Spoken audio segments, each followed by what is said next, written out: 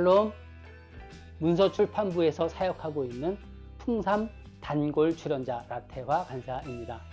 지난 출연 영상 댓글에 두 캠퍼스가 신청을 했는데 곧 촬영 가도록 하겠습니다. 사실 제가 풍삼 촬영 섭외 담당인데 출연할 캠퍼스나 사람이 정해지지 않을 때 걱정이 앞서곤 합니다. 죄수의 신분으로 로마에 도착한 바울도 걱정이 많았습니다. 과연 무슨 걱정이었을까요? 세 번의 전도여행 동안 바울은 로마의 여러 대도시에서 사역했습니다.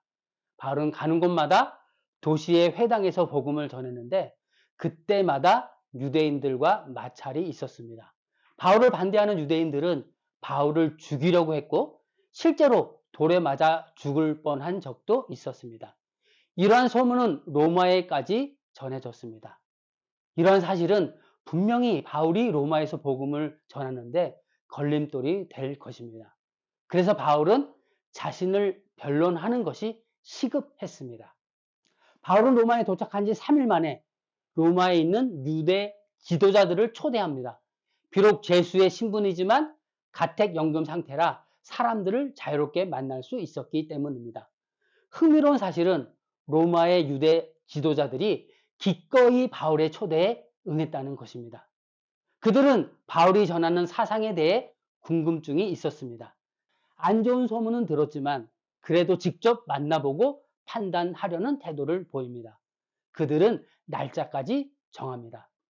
정한 날짜가 되자 생각보다 많은 유대인이 아침부터 찾아왔고 강론은 저녁까지 이어졌습니다. 바울로서는 복음을 전하기에 너무도 좋은 기회였습니다. 그것은 바울의 걱정과 예상을 완전히 벗어난 일이었습니다. 로마에서도 복음을 전하게 될 것이라는 주님의 말씀이 응답되고 있는 것입니다. 아침부터 저녁까지 강론을 한 그날 밤에 바울은 가슴이 벅차올랐을 것입니다. 그렇게 바울은 가택연금된 2년 동안 담대하고 거침없이 복음을 전할 수 있었습니다. 바울이 얼마나 걱정이 많았을까요? 자기에 대한 온통 부정적인 소문만 돌고 반대하는 자들은 죽음을 불사하고 가이사라에서도 2년이나 갇혀 있었는데 로마에서도 또 갇혀 있는 상황입니다. 어찌 생각해 보면 한없이 나약해질 수 있는 상황입니다. 하지만 전혀 그렇지 않습니다. 바울은 위축되지 않고 오히려 복음을 전하는데 전혀 거침이 없습니다.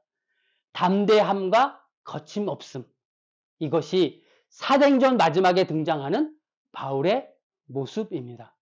이런 모습은 주님의 약속을 확인하는 자만이 취할 수 있는 태도입니다.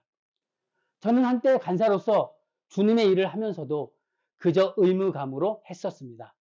제가 자주 나눈 이야기이지만 작년 3월 말에 주님이 그런 저의 마음을 지적해 주셨고 저는 회개했으며 원함도 없이 사역하던 저에게 주님은 매일 묵상이란 원함을 주셨습니다.